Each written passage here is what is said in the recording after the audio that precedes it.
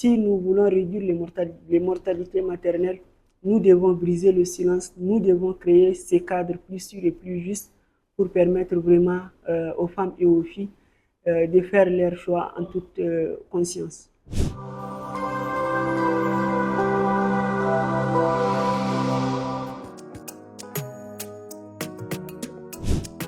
Parler de l'avortement sécurisé aujourd'hui est plus qu'important, c'est vraiment un impératif.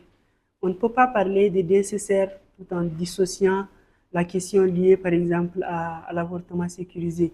Aujourd'hui, on ne peut pas parler de la réduction des mortalités maternelles lorsqu'on refuse vraiment d'ouvrir l'accès médicalisé par exemple aux avortements. La question d'avortement, ce n'est pas seulement une question de santé, mais c'est aussi une question de justice, une question de dignité et une question d'équité.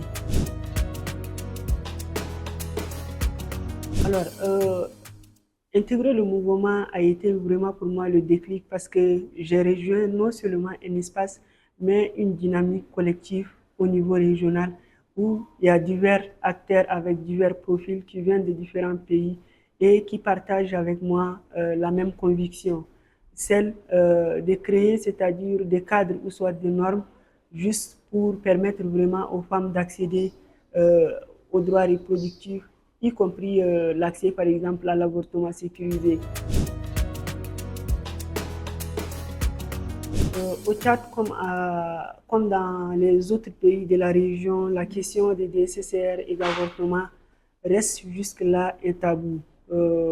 Même s'il faut considérer les avancées qu'on a constatées ces dernières années, surtout depuis 2024 à nos jours, parce que nous passons progressivement du silence, comme je le disais, à l'action, au débat national.